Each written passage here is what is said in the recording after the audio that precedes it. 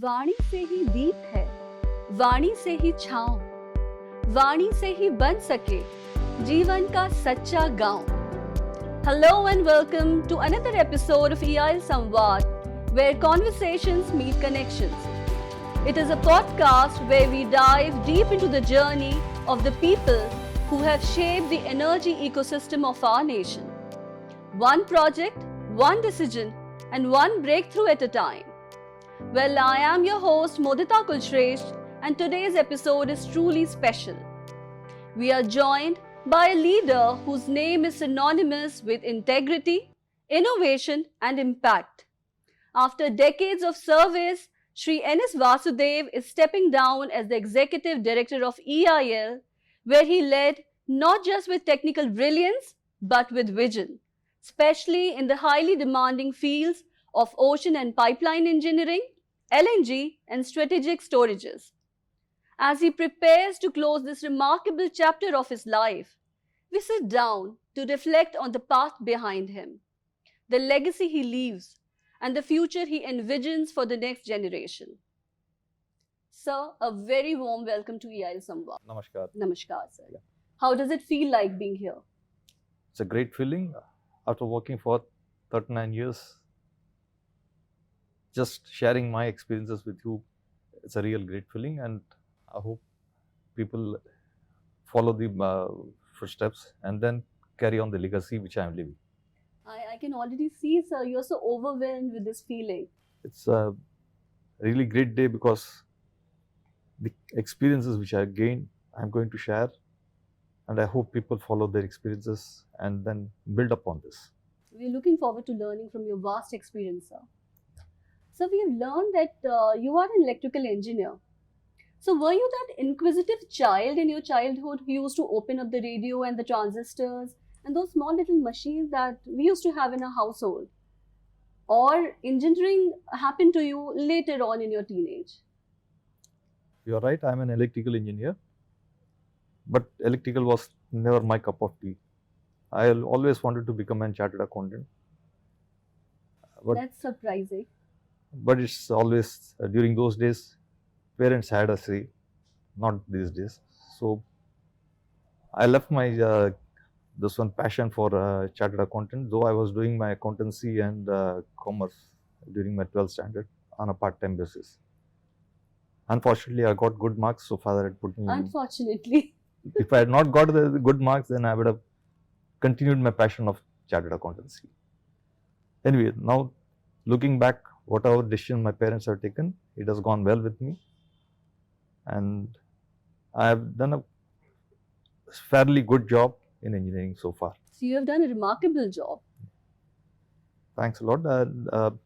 And looking back, I think engineering was not a bad decision, though electrical engineers find it difficult to get into the other disciplines.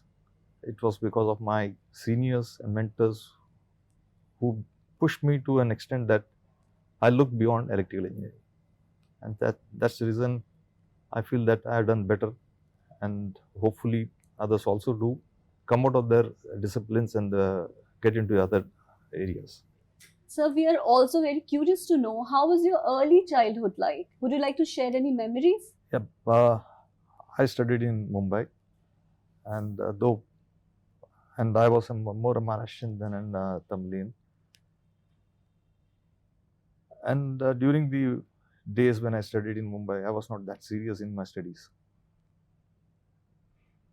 आज किया, कल भूल जाओ. It was just a very casual way to approach. So my parents thought that I will not become anything. So they shifted me to South, where people are serious. So I really got into the engineering. And in childhood, I was a very good follower of Marathi literatures. Basically, I used to love to listen to that Marathi songs and everything. You also used to read any Marathi literature? Lot, but now nothing. Now nothing. Yes. And But from here on, maybe you can take up this hobby of yours. and in Mumbai, I had learned violin. I just 1 year short of getting my degree. But after coming to EIL, some of the I forgot how to play a violin. Now it's going to be another saga where I will again start my passion. That's a passion which I had, but I forgot because of engineering. It's not because of engineering. It's because I wanted to pursue engineering properly. Maybe, sir, you haven't forgotten it yet. It is just taken a back seat. It has taken a backseat. It's decades since I have touched the violin, I understand. so I should again start doing that. And sir, in the initial years only, I think you've been exposed to multiple culture. You said you were born and brought up and raised in Maharashtra, Yeah. and then you moved to down south, Yes. and then you came to North Delhi, North India. North India, uh, because the cultures are entirely different.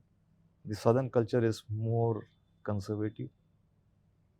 The culture in Mumbai is a very cosmopolitan culture, and when you come to North, it's an entirely different one. So anyway, that's a part of life we have to adopt and then mix with the people who are available there.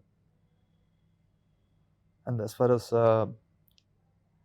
my childhood is concerned, I was not a very good studious person, and never I had any inclination to study. It's only I can't believe it, sir. It's after I came to South, yes, I started doing it. So one way South has groomed me to come to this extent. And I think that's the main thing. And in Mumbai, you never had time to think about because you had to travel a lot. I used to travel for my violin classes at least 15-16 kilometers from my house. So studies always took a backseat for me. Okay, that's great. It's so good to learn that you've been exposed to multiple cultures. Would you like to share any quotes from the culture, the Marathi culture maybe? You said that you just mentioned that you used to read a lot the Marathi literature. Any quote for our audience from Marathi maybe? Marathi, I'll not like to quote or anything, but only thing I can say, moment I reach Mumbai, I say, Amchi Mati, Amchi Manas. And what does that mean, sir? This is my soil Okay. and they are my people. Okay, great, great. So I also got to learn something new today. Moving to the next question, sir. I think you've joined EIL way back 35 years back. It's 39 years now. 39 years, okay. So you have served here as maybe engineer when you were part of a big team and you were, I think, designing or posted at construction site. And later on, you took up the role of a project manager where you were handling teams and you were also interacting with the client. So which do you think is a more challenging role, to be a part of the team and doing your work, designing or whatever, or maybe handling a big team and handling client as well?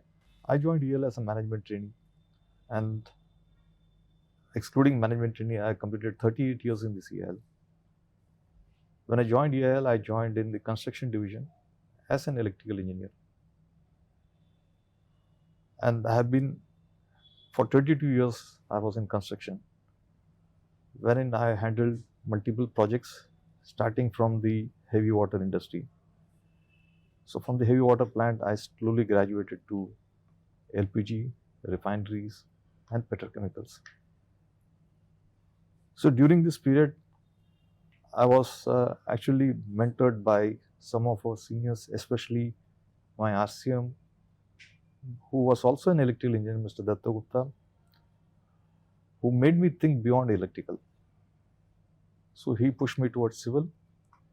I was literally pushed. I was not willing to go there, but it was a blessing in disguise for me.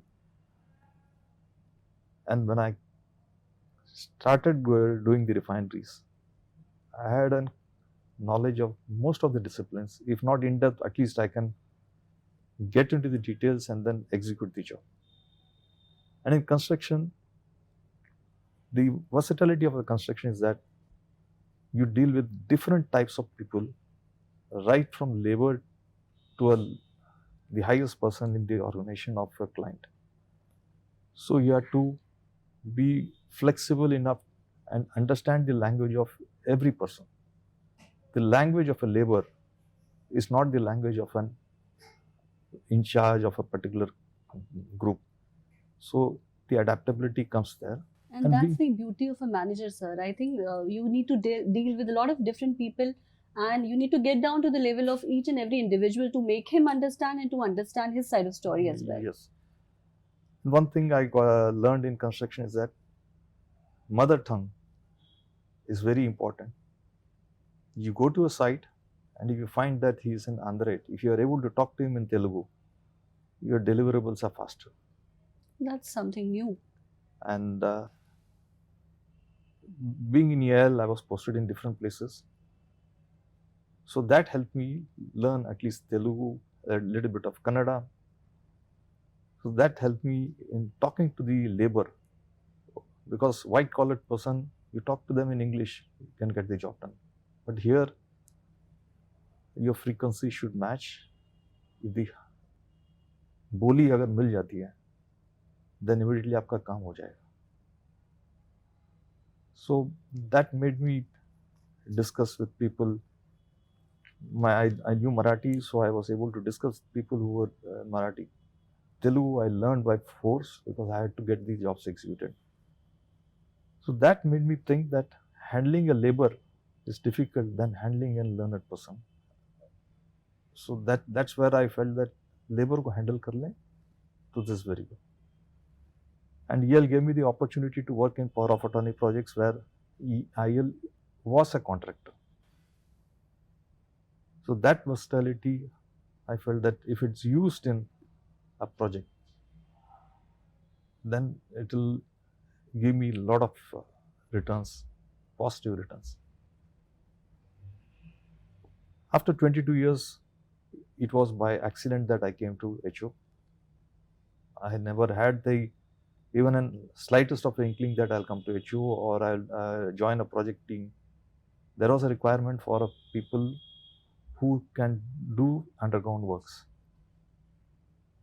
So some people had a confidence on me that they selected me for the underground projects. Though I'm an electrical engineer, I don't know geology, I don't know rock engineering and structural.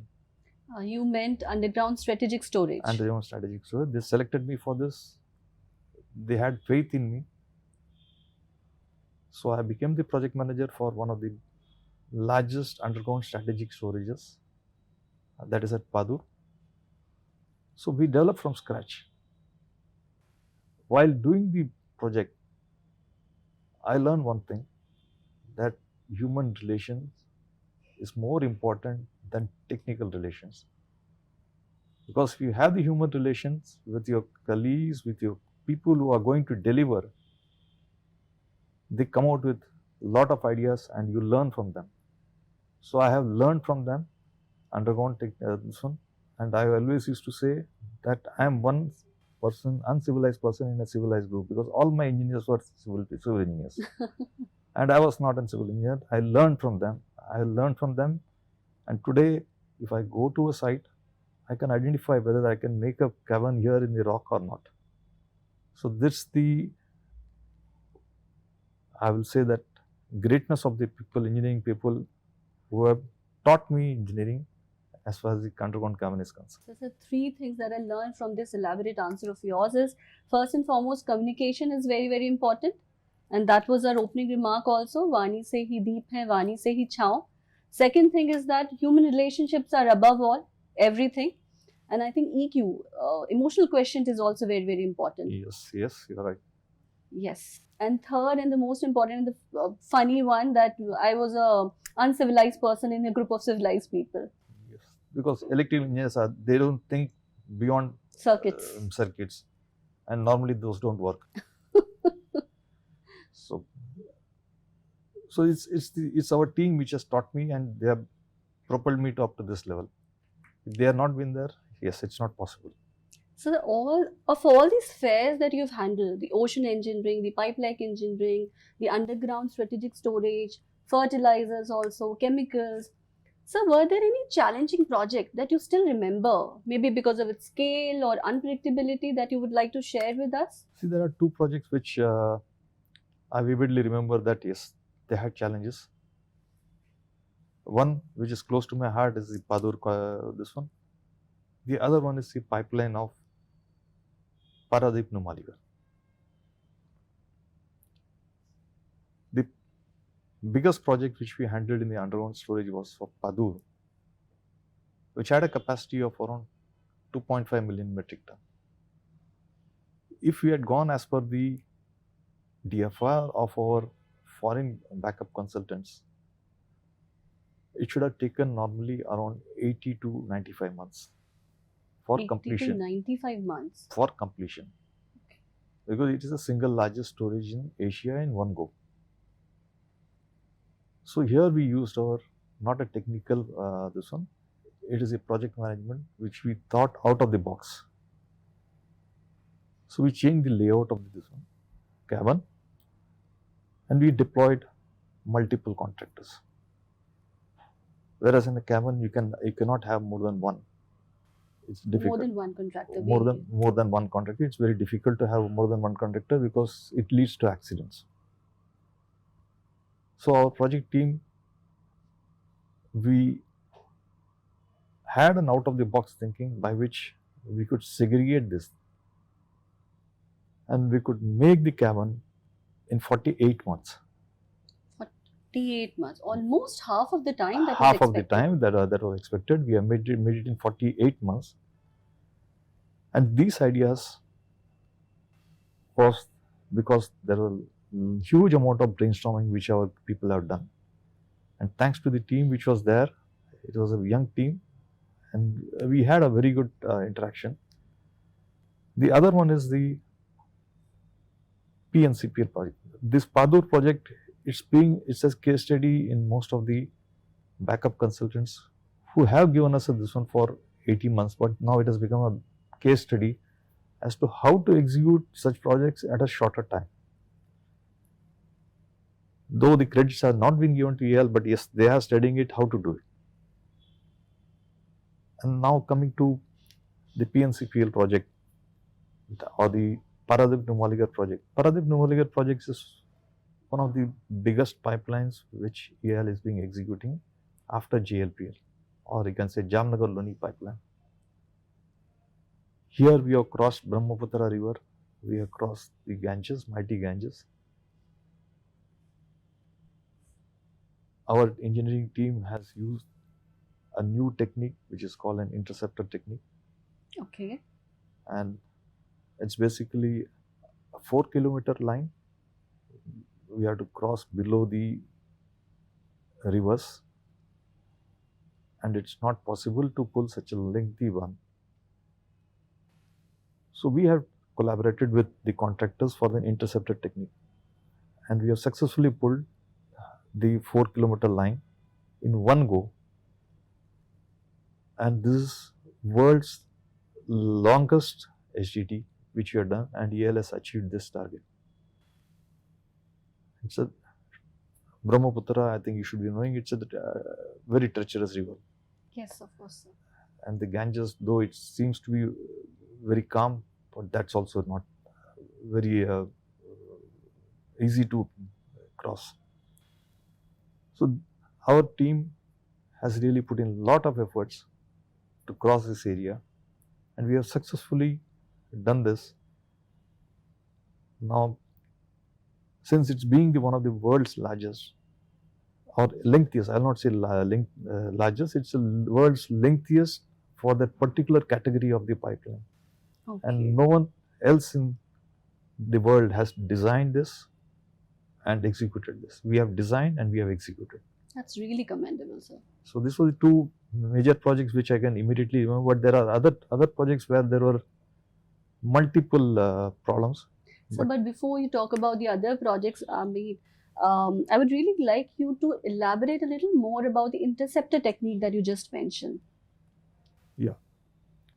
Normally in horizontal directional drilling, we drill from one side and then pull the pipe from the other side.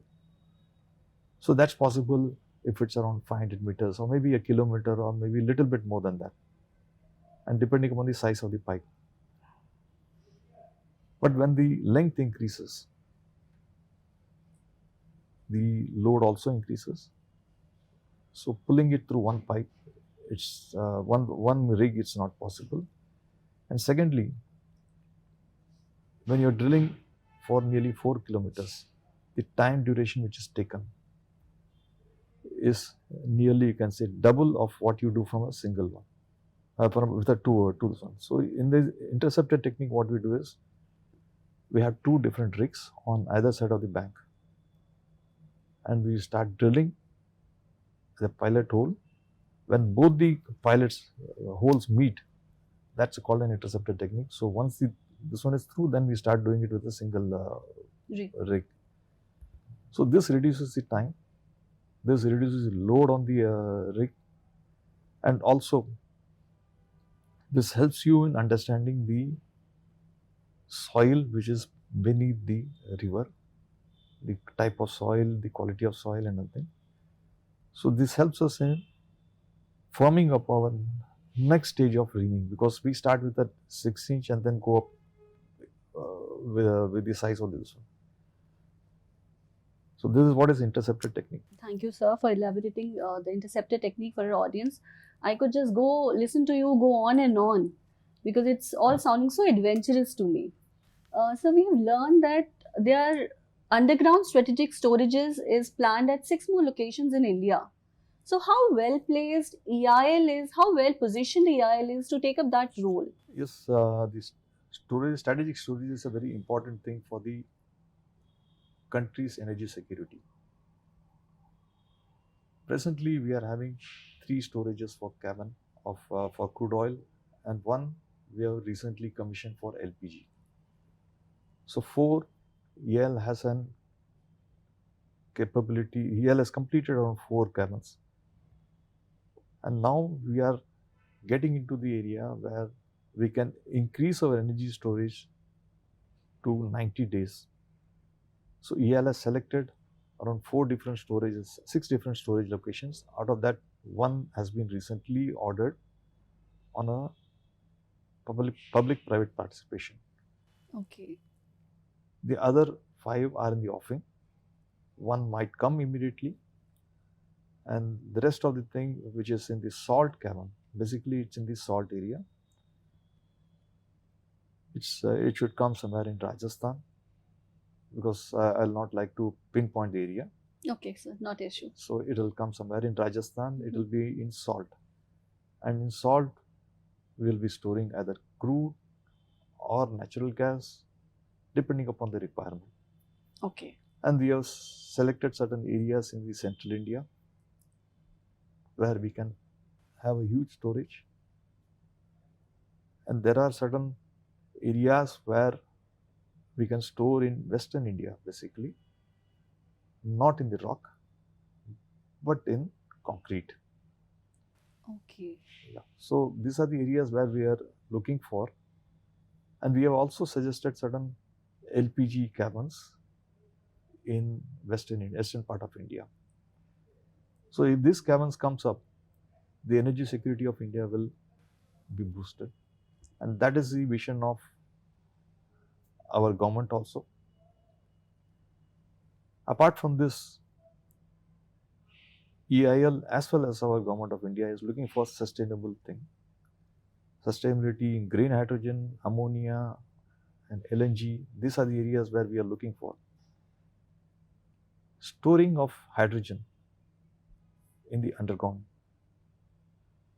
it's a really a tough task, because it cannot be stored at a shallow depth. So EIL in-house, we are in the, I'll not say nascent, but yes, we are in a fairly good stage where we have developed our own technology. I just wanted to ask you the same thing. Are we developing any technology Yes. or any new technology that we have adopted to cater to these fares Yeah, and needs? we have developed our own technology, but it's yet to be proven, and it is yet to be tested whether it will work. These types of technology which we are talking about on lined rock caverns, because in crude we use an unlined rock caverns. Here it's a lined rock cavern. So we have developed our own technology for lined rock caverns. The team is a very young team and they have a very long way to go. So they have developed a very good concept which we will be presenting to our management also, and if it's getting through, we can start selling it in the market also. Great. So this will be basically, we have started with hydrogen, storage for hydrogen, how to store hydrogen and ammonia. So if this is, we can graduate with this to the next level of LNG and natural gas. So this is one area where EIL is looking for. And as far as the team is concerned, when we started the underground rock caverns, we didn't have the team. We had selected people randomly and recruited people randomly, but now they are all tuned to our requirements. Even I was a random selection for underground. So they were all selected, and the team has learned from executing the different jobs. And today we are doing our capacity building. We are having a good team of a dozen people who are doing this job. It's not only the rock engineering which has developed, and it's not the geology which we have developed.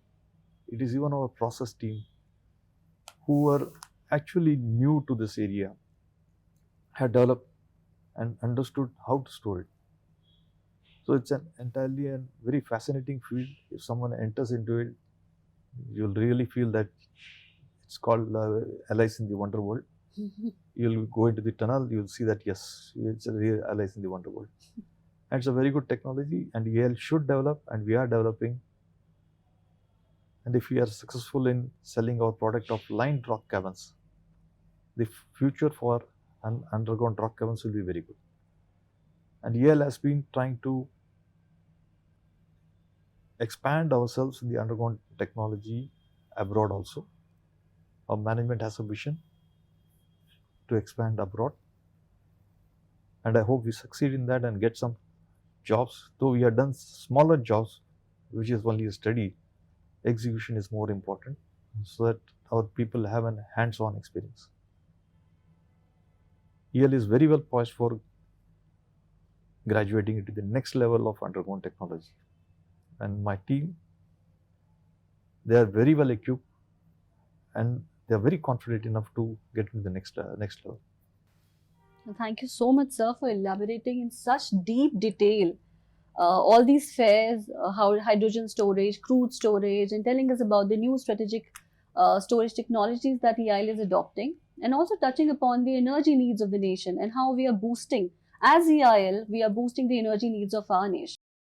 But you sir also mentioned that the team was not skilled, they were randomly selected. Now they all are skilled, and they have hands-on experience in dealing with this strategic storage and the other spheres also.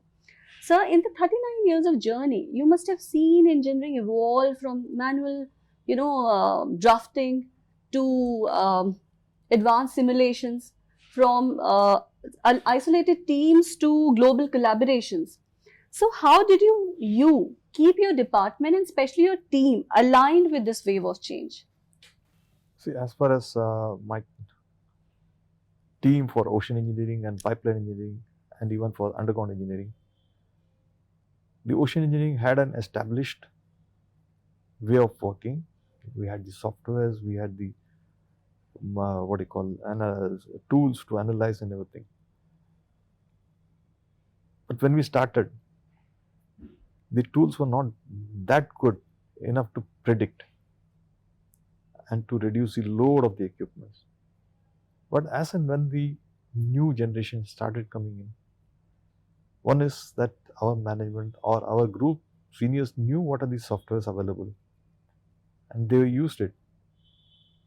But the team which were young enough, who wanted to explore, who wanted to get into the areas where the seniors were reluctant to get into, they forced us to really think beyond the boundary. And that made us think beyond the boundary. We also thought that yes, let us reduce our age and think like what these fellows think. That made us buy more softwares, number one. That made us think how to reduce the load of the structures, and also gave us an risk-taking capability. Because the team which was new, they didn't know what is risk, and we knew what is risk, so we were a bit cautious. But they made us think beyond a certain this one we can think also. So they brought in, ushered in, I'll say, a new softwares, new way of thinking, and my pipeline engineering group, they are also not left behind. Pipeline engineering is, when you see technically, it's not a very big, very demanding one. But now they have made it demanding. They are using AI tools. Drafting is one part of it. Everyone is doing the drafting, everyone is doing the AutoCAD, they are doing the SP3D and everything. But a pipeline engineer should think beyond engineering, because you are going to go through areas where population is there. And as and when the urbanization develops, you cannot actually follow the norms. So you'll have to think beyond that. So that is where our pipeline engineers, the youngsters, have started thinking, and they are going through even densely populated areas. And that is giving us an edge when compared to my competitors. So we are developing the younger generation so that they bring in new ideas. Our thought process changes. But and yes, I think the younger people have more risk-taking appetite. They have risk-taking appetite. Sometimes they take so much of risk that the older generation get jittery. So, but yes, we have to take risk. Otherwise, we cannot survive. And they are also ready to experiment. Yes, and we should take risks. And otherwise, we will not have an edge with our competitors. So that's where my department, they are ready to explore and go beyond their call of duty. So we have a very good team, and I hope we continue with that team. Great. So looking ahead from here, what major shifts do you think will shape the future of offshore and pipeline engineering? See, in offshore, actually, the major jobs which we have done as an PMC, wherein we do the review of the engineering. But now there's a paradigm shift in our outlook. We have started design. Though we were doing the design, but it was basically a review of the design. Now, client has also understood that you leave it to the contractors, the cost is going to increase. So we are in fact doing a complete engineering and then giving it to the client, so that the project cost comes down. So that is basically is going to help EIL in the longer run, because most of the platforms are coming for revamp and other thing. So when we do this, the load comes down, the cost comes down, and our people get a hands-on experience on actually designing a platform. Yes, we are lacking in selection of barges and nothing, but it's a high-risk area. So it will take some time to go on an what do you call an LSTK mode or something, but it is going to take a long time, and risks are very too much in that. And as far as the pipeline is concerned, we were only doing pipeline for gas, or you can say for multi-product or other hydrocarbons. Nowadays we are started doing pipelines for hydrogen, which very few contractors in the market do it, or consultants do it. Hydrogen is one of the areas where we have started doing it. We are also thinking about going for slurry pipelines. A lot of study has been done in the slurry pipelines, and we are into paraxylene pipelines also. So we have graduated slowly from the conventional crude or gas or the other hydrocarbons. We are graduating in other areas where my competitors are not there. They have very less or nil experience. So this experience we should encash and go ahead. This is what our pipeline group is also thinking, and I hope they will continue with that. So, having said that, all with sustainability and climate change being non-negotiable now, is it making any difference for your execution or your way of looking at these things? Are we making any changes? See, when I was talking about transporting the hydrogen, green hydrogen is itself is a costly affair. Storing hydrogen is even more costlier, and transporting is difficult. So transporting of hydrogen, though it's a small project which we have done, if you are able to scale it up, then it's going to really contribute to the sustainability as well as the climate change. Hydrogen, though it is costly, it will help us in reducing the carbon footprint. And similarly, ammonia also we have started. One is transportation. We have started the subsea pipelines also for ammonia. And I am just foreseeing a future wherein there is going to be an ammonia grid. Ammonia grid. Yes, just like what you have done for gas grid, this is going to happen, and we have to be prepared for that. We should change our outlook and get into the ammonia grids also. So this is one of the area I think we can concentrate and then build up our capability. I'll not say build up, we have the capability, only thing is use our capability to this. So these are the two areas where sustainability will grow. So you have mentored, I think, generations of engineers for now. So what has been your leadership style like? I will say more than me mentoring the people, they have taught me a lot. My approach to any problem is listen to my juniors, because they are in the working level and they have a lot of frustrations, because during interaction some things doesn't happen. We give them the targets, it doesn't happen. Instead of trying to tell them that you are not done, it's better to listen from them why they are not done. And by that conversation, what happens is, by the time they vent out their feelings and say that why it has not been done, they've come out with an idea how it can be done. So I don't take decisions. That's really beautiful, sir. Mentioning to listen to the other side of the story. So they come out with their decisions. I only say yes or no. And second thing is, what I feel is, as an leader, I have to get the job done from my people, and I have to take them along with me. So in this interactions, I go to their workplaces, because when you go to the workplaces, they also feel, yes, we are talking to a person who is more or less equal to me. And more inclusive. More inclusive. If they come to my room, sometimes they feel intimidated. क्यों हम boss के room पे घुस रहे हैं, क्या गाली पड़ेगा? So it's better to go to their seats and talk to them, listen to their problems.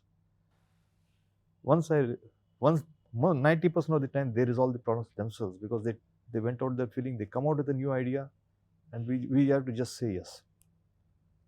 And whenever they get stuck, that's the area where I really tell them, you leave it to me, I will do it. So that gives an confidence to my juniors and my peers that yes, there's someone who can take care of my problems if I take care of the problems myself. The second thing is, you have to understand the language of different generations.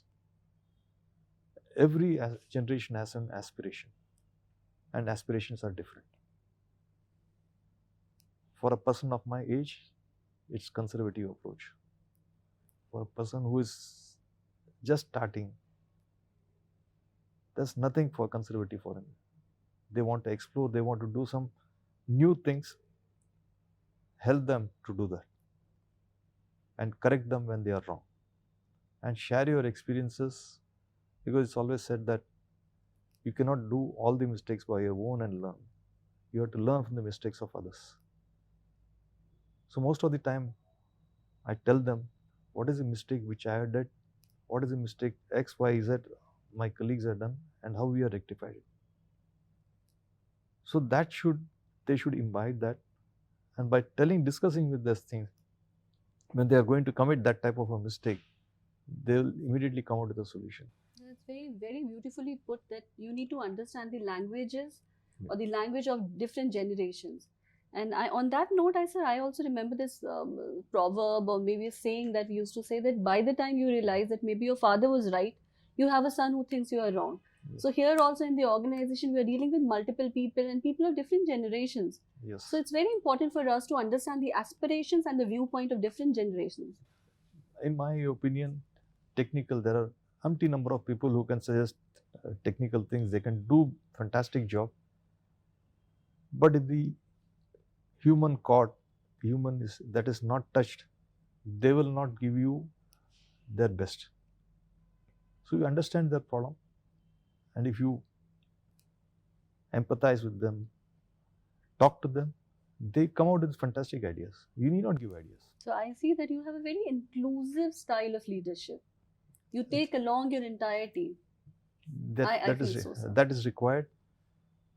Otherwise, if I say that the department is run by me, it will be an foolishness.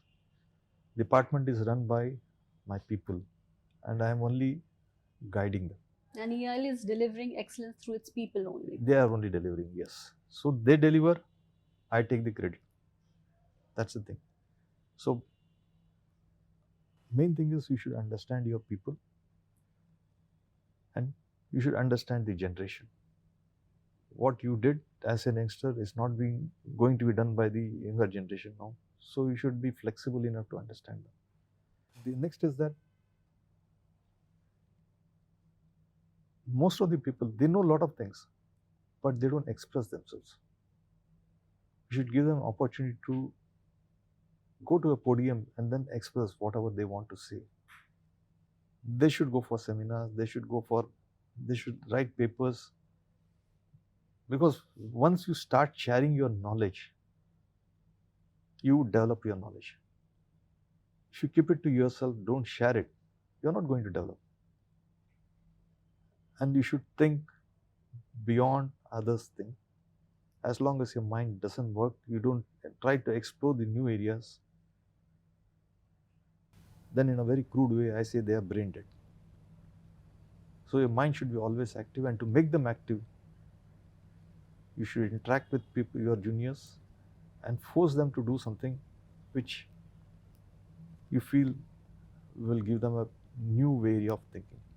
So this one is that talk to people, understand, and then guide. Otherwise, they know what to do. Sir, so what advice would you like to give to the younger generation or the people who want to take up these challenging roles in engineering, like that of a project manager, especially in this field that we have discussed today? See, my advice will be, if you want to do an engineering, first thing, do your engineering and then go to site.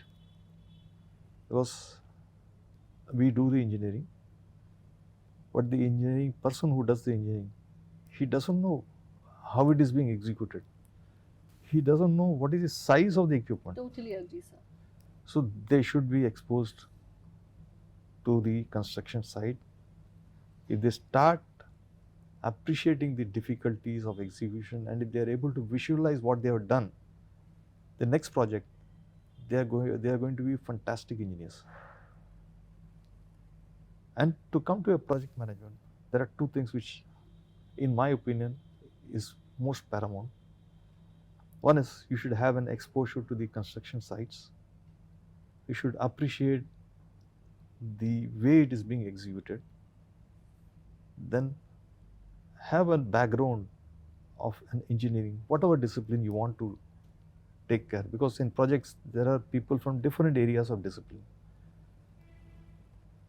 So you understand how an engineering is done. Don't get into details. The broader view you take. And when you execute as a project manager, you have the perspective of a designer, how it is to be done. Second, if it is done like this, will my construction person will be able to execute it? Third, if it is made like this, my planning engineer is saying it's X months, whether I'll be able to do it in X months or Y months. So a project manager should have the experience of engineering, or if not the experience, he should deep dive into the engineering and also a construction. Project management is not doing MRs, delivering the MRs, and only chasing the contractors.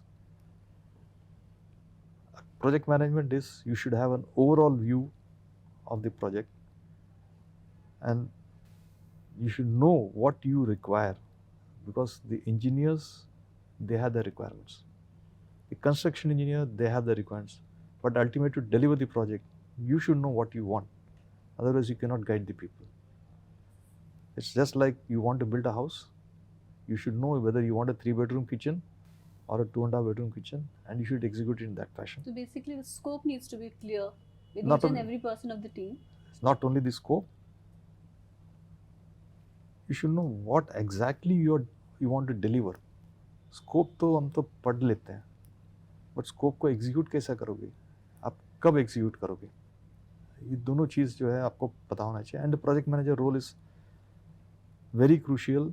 He should understand the things. If he doesn't understand, neither he can guide the engineering nor the construction people. Totally. So ये in-depth study तो होना चाहिए.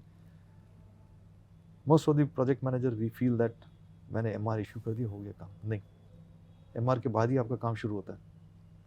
So end to end you should have an idea.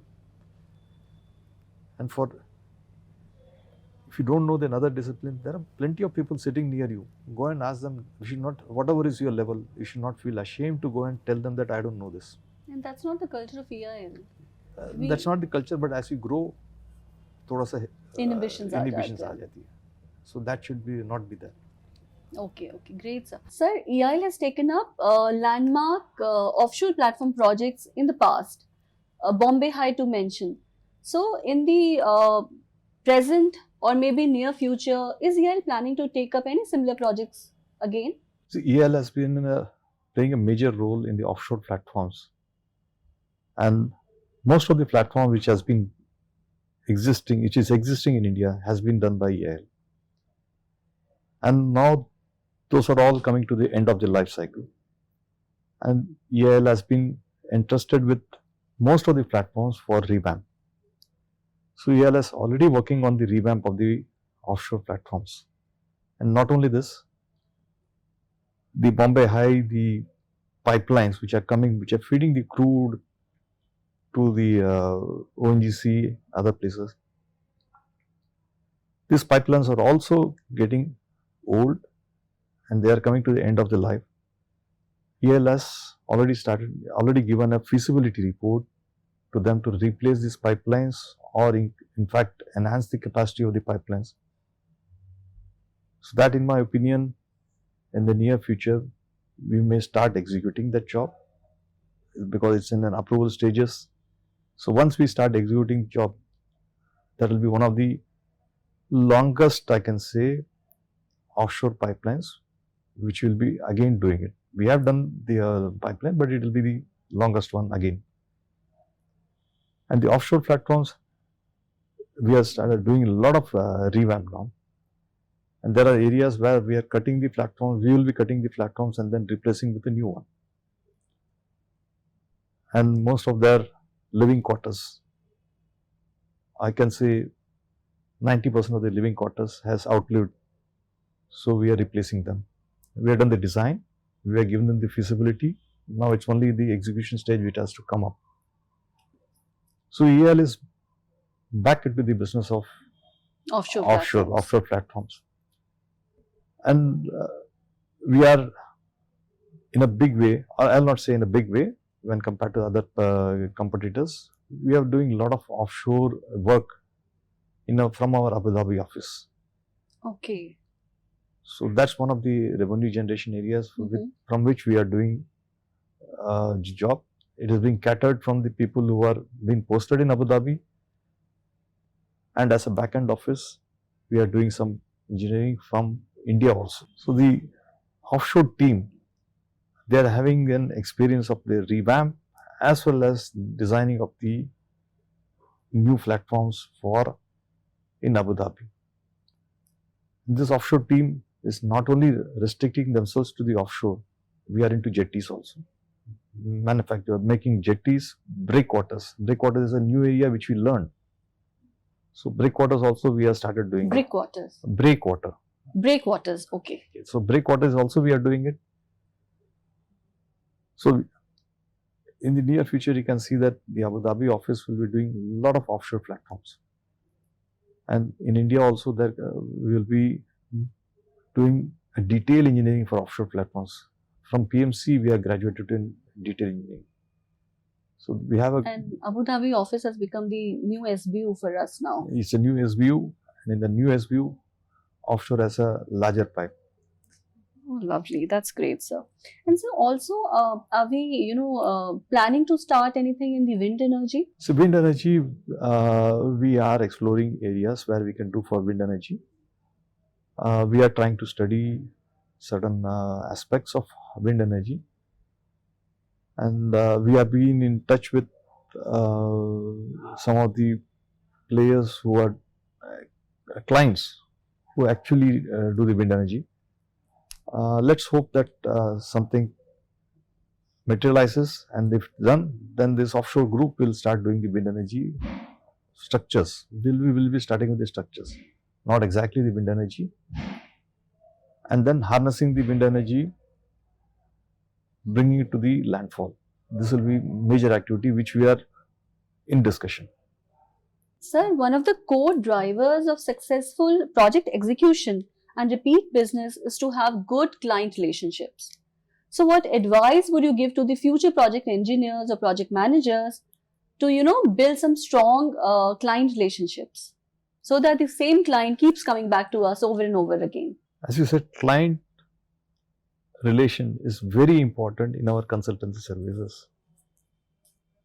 Client requires deliverables from you.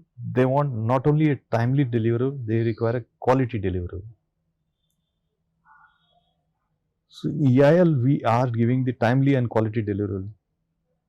That's the reason, looking into the capability of technical groups in our company, client comes to us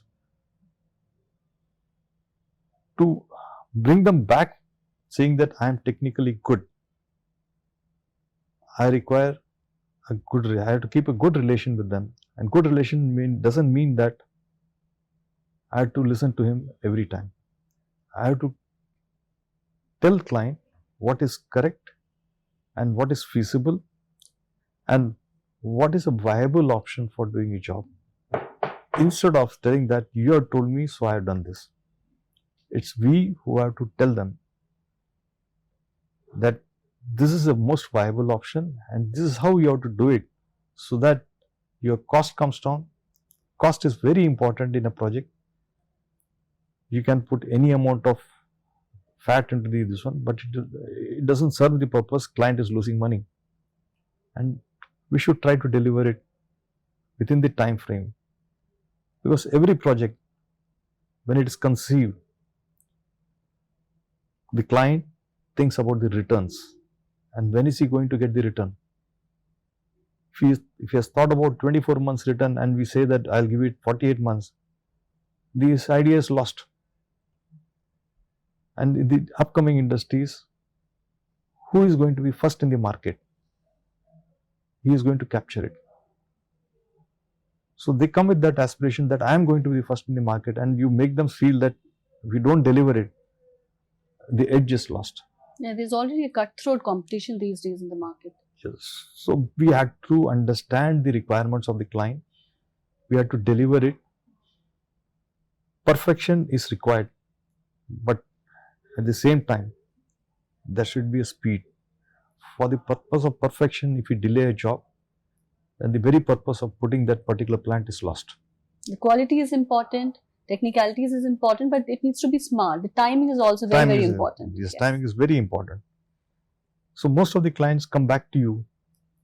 They are comfortable, one, talking to you because you don't bulldoze them.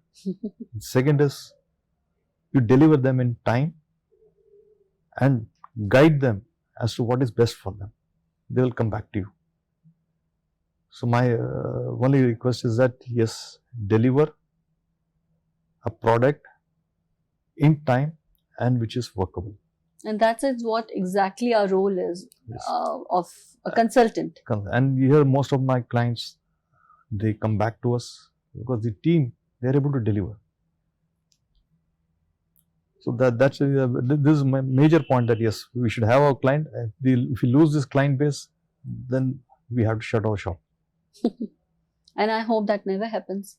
Yes. Okay, great, sir. It was lovely and great to have you and asking you all these questions. I was very eagerly listening to this side of you because this is something that even I haven't explored and ventured.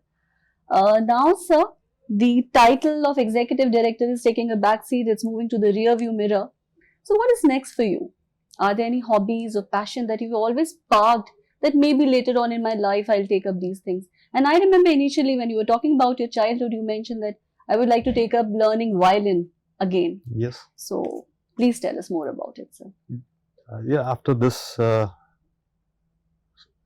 superannuation, I don't have any hobbies as such. So the one thing which I would like to again pursue is go back to violin and start from the basics. Though I learned, I have now forgot. So I have to start from the basics once again.